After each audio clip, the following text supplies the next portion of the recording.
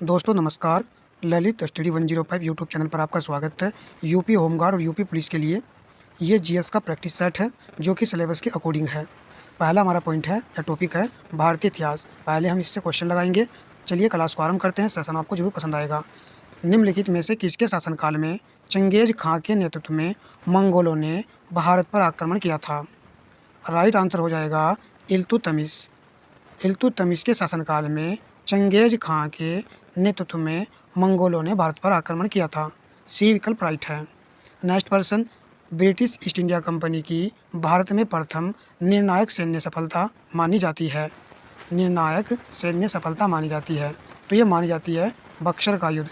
ए विकल्प आपका right answer है। बक्सर का युद्ध कब हुआ था ये पॉइंट भी जान लेते हैं। 1764 ईस्वी में बक्सर का युद्ध जो है हुआ था। नेक्स्ट पॉइंट पर आते हैं।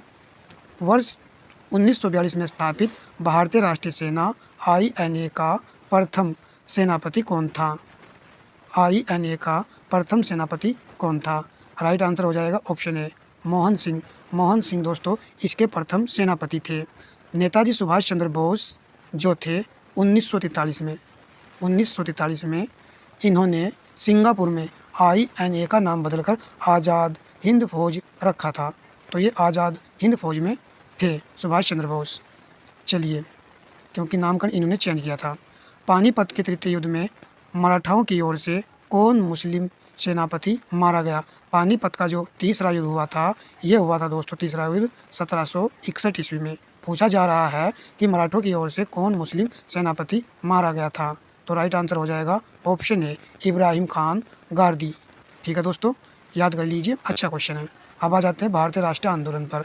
असहयोग आंदोलन कब वापस ले लिया गया? महात्मा गांधी द्वारा असहयोग आंदोलन को कब वापस ले लिया गया था? तो राइट आंसर होगा फरवरी 1922।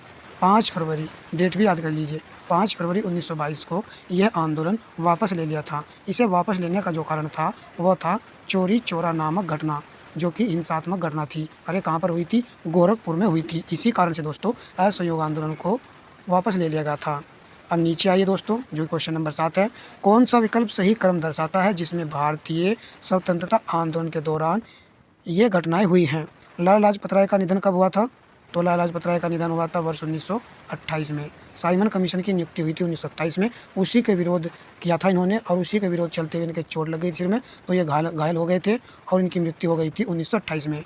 चोरी चोरा कांड, जो कि मैंने आपको भी बताया है और आपने देखा भी है, सन 1922 में ये वाली घटना घटित हुई थी। जलियांवाला बाग 13 अप्रैल 1919। 13 अप्रैल 1919 आपको याद रखना है। और मुस्लिम लीग का गठन हुआ था वर्ष 1906 में। तो इस प्रकार हमारे प्रश्न का जो राइट आंसर बनेगा ऑप्शन सी बनेगा। 4-3-2-1। 4-3-2-1। ठीक है, नेक्स्ट प्रश्न को लगाते हैं। स्वराज मेरा जन्मसिद्ध अधिकार है और मैं इसे लेकर रहूँगा नारा किसने दिया था? बड़ा फेमस नारा है ये, और ये दिया था बाल गंगाधर तिलक ने। बहुत बार दोस्तों ये एग्जाम में पूछा गया क्वेश्चन है। प्रश्न नंबर नेक्स्ट है, आज़ाद हिंद फौज की स्थापना कहाँ की गई थी? तो इसकी स्थापना की गई थी सिंगापुर में। आज़ाद हिंद फौज की स्थापना सिंगापुर में की गई थी। ठीक है, और 25 अगस्त 1943 को नेताजी सुभाष चंद्र बोस ने ही इसका नामकरण किया था। ठीक है, चलिए नेक्स्ट पर आते हैं। बेगम हजरत महल ने अंग्रेजों के विरोध भड़काने में निम्नलिखित में से किस नगर से सक्रिय भाग लिया था? बेगम हजरत महल, तो इसका राइट आंसर हो जाएगा ऑप्शन डी लखनऊ। लखनऊ से इन्होंने इस आंदोलन में पार्टिसिपेट किया था। अब हम क्वेश्चन देखेंगे भूगोल के। अत्यधिक प्रबल उष्णकटिबंधीय चक्रवात टॉर्नेडो कहाँ उठते हैं? टॉर्नेडो कैरिबियन सागर में, चीन सागर में, अरब सागर में, बाल्टिक सागर में, कहाँ पर ये उठते हैं? तो राइट आंसर होगा ऑप्शन ए कैरिबियन सागर में जो है दोस्तों ये वाले टॉर्नेडो चक्रवात जो है उठते हैं। ए विकल्प यहाँ पर राइट आंसर है। नेक्स्ट पर आते हैं। विश्व का तीसरा एवं भारत का दूसरा सबसे ऊंचा शिखर निम्नलिखित में से कौन सा है? तो इसका राइट आंसर हो जाएगा ऑप्शन ए कंचनजंगा। कंचनजंगा ही भारत का दूसरा सबसे बड़ा जो है ऊंचा पर्वत शिखर है। यदि हम बात करें केटू की, तो केटू क्या है? केटू दोस्तों सर्वोच्च यानी कि फर्स्ट स्थिति इसी की है। किसकी भला? केटू की। गॉडविन ऑस्टिन का जो है प्रथम स्थान आता है ऊंचाई के मामले में। मौसमी घटनाएं वायुमंडल की किस परत में घटित होती हैं? मौसमी घटनाएं वायुमंडल की किस परत में घटित होती हैं? 13 का राइट आंसर देखिए क्या बनेगा। वेरी इजी क्वेश्चन है और कई बार परीक्षा में आया भी है। क्षोभ मंडल में जो है मौसमी घटनाएं जो है घटती हैं। मौसमी वे घटनाएं होती हैं जैसे कि वर्षा, आंधी, तूफान जो भी आता है वो सब क्षोभ मंडल के अंतर्गत ही आता है। नेक्स्ट प्रश्न पर आ जाते हैं। रेगिस्तान क्षेत्र में मशरूम चट्टान का निर्माण किसका उदाहरण है? 14 का देखिए राइट आंसर क्या बनेगा। तो राइट आंसर हो जाएगा ऑप्शन ए अपरदन का। किसका है? अपरदन का जो है ये इसका निर्माण होता है। अब चलते हैं नेक्स्ट प्रश्न पर। नेक्स्ट प्रश्न में क्या कह रहा है?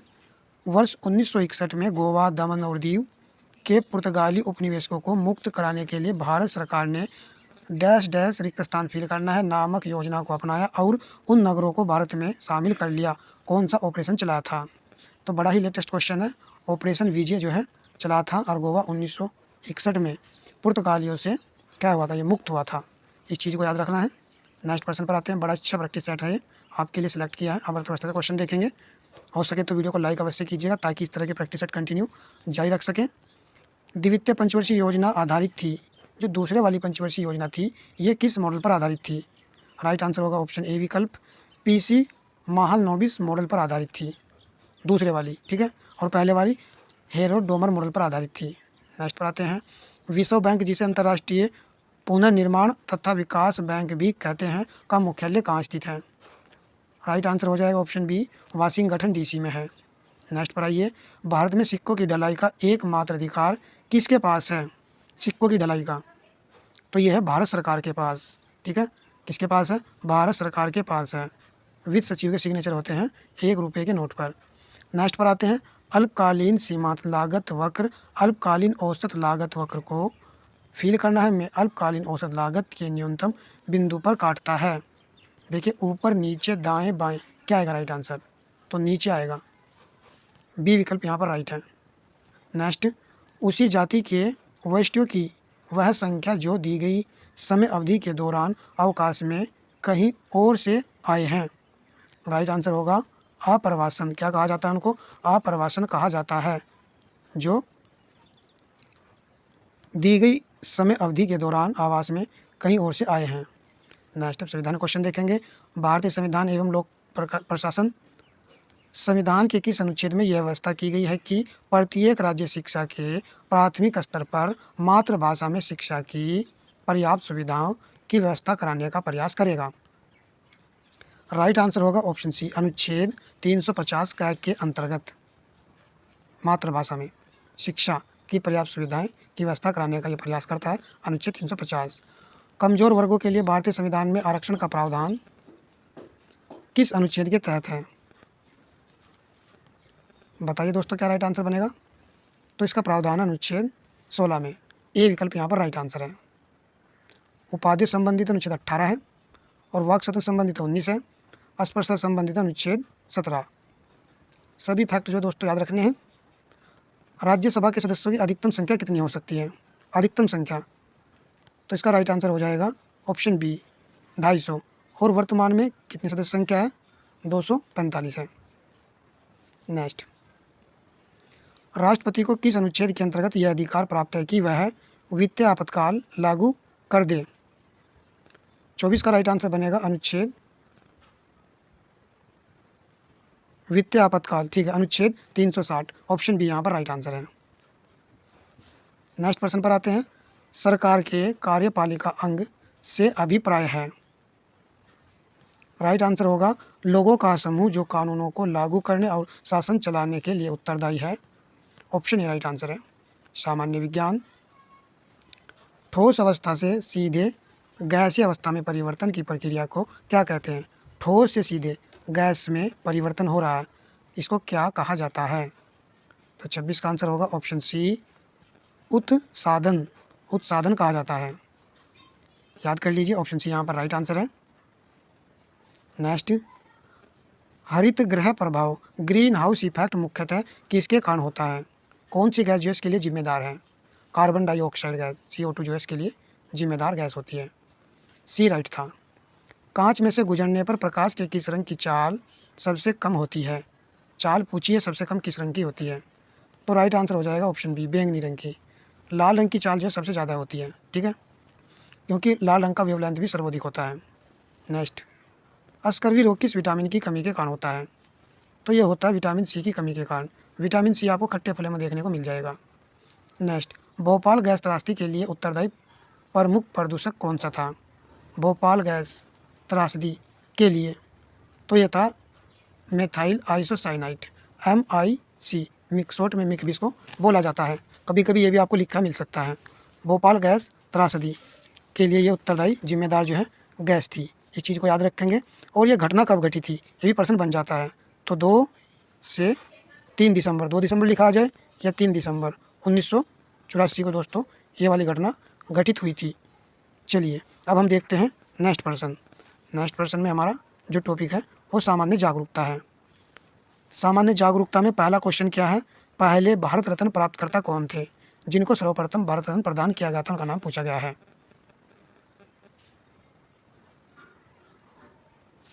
तो यहाँ पर राइट आंसर हो जाएगा CV रमन। पहला विकल्प यहाँ पर सही आंसर है। उस समय दोस्तों 3 को जो है भारत रत्न दिया गया था, उनमें से एक नाम CV रमन का भी था, ठीक है। चलिए, भारतीय नौसेना के अध्यक्ष पद को क्या कहते हैं? नौसेना की बात हो रही है, इसके अध्यक्ष पद को क्या कहा जाता है? एडमिरल कहा जाता है। ऑप्शन ए राइट आंसर है। भारत द्वारा चंद्रयान का प्रक्षेपण किस वर्ष किया गया था? यहाँ पर आपको 4 सन दिए गए, 4 सन में से एक सन आपको सेलेक्ट करना है, तो राइट आंसर होगा 2008 में, ठीक है। नेक्स्ट, निम्नलिखित में से कौन सी थाईलैंड की मुद्रा है? तो मुद्रा से भी क्वेश्चन आपका बनेगा क्योंकि टॉपिक में है। थाईलैंड की मुद्रा आपसे पूछ रहा है, तो राइट हो जाएगा बेहत। ऑप्शन डी राइट है। प्रति वर्ष 11 जुलाई को किस दिवस के रूप में मनाया जाता है? 11 जुलाई को, तो 11 जुलाई को हम मनाते हैं विश्व जनसंख्या दिवस के रूप में। तो यहाँ पर 65 का आंसर होगा ऑप्शन बी। नेक्स्ट, केंद्रीय चरम अनुसंधान संस्थान कहाँ स्थित है? केंद्रीय चरम, तो ये स्थित है चेन्नई में। ऑप्शन सी यहाँ पर राइट आंसर है। नेक्स्ट पर आते हैं, साइबेरियाई क्रेन भारत के किस पक्षी अभयारण्य में नियमित रूप से आते हैं? तो ये दोस्तों आते हैं भरतपुर अभयारण्य, राजस्थान में ये पक्षी नियमित रूप से आते हैं। पहला विकल्प यहाँ पर राइट है। दोस्तों प्लीज़ वीडियो को लाइक अवश्य कीजिएगा, रिक्वेस्ट आपसे, और अपने दोस्तों में शेयर भी कीजिएगा ताकि ज़्यादा से ज़्यादा विद्यार्थी जुड़ सकें और हम प्रैक्टिस सेट को आगे कंटिन्यू रख सकें। संविधान में उल्लेखित मौलिक अधिकारों का संरक्षक कौन होता है? तो इसका राइट आंसर होगा ऑप्शन डी, सर्वोच्च न्यायालय। सर्वोच्च न्यायालय इसका राइट आंसर है। निम्नलिखित में से कौन सा नगर जापान का पीटर्सबर्ग के उपनाम से प्रसिद्ध है? जापान का, तो राइट आंसर होगा ऑप्शन डी, यावाता, ठीक है। 69 का डी है। निम्नलिखित में से कौन बैडमिंटन खिलाड़ी है? तो बैडमिंटन खिलाड़ी है साइना नेहवाल भी है, PV सिंधु भी है, जवाला गुट्टा भी है, तो ये सभी जो है बैडमिंटन खिलाड़ी हैं। नेक्स्ट पर आते हैं, अंतर्राष्ट्रीय महत्वपूर्ण समसामयिक घटनाएं इस वीडियो में देखेंगे।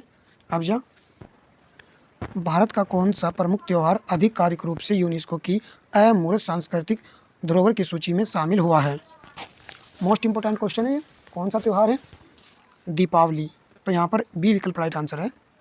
उत्तर प्रदेश के लखनऊ में जिस स्थान पर भारत रत्न अटल बिहारी वाजपेयी, डॉक्टर श्यामा प्रसाद मुखर्जी और पंडित दीनदयाल उपाध्याय की विशाल कांस्य प्रतिमा बनी है, उस स्थान का नाम क्या है? यहाँ पर लखनऊ में याद कर लीजिए इस जगह में बनी है, जिसमें ये 3 व्यक्ति हैं। एक तो अटल बिहारी वाजपेयी हैं, एक डॉक्टर श्यामा प्रसाद मुखर्जी हैं, पंडित दीनदयाल उपाध्याय हैं।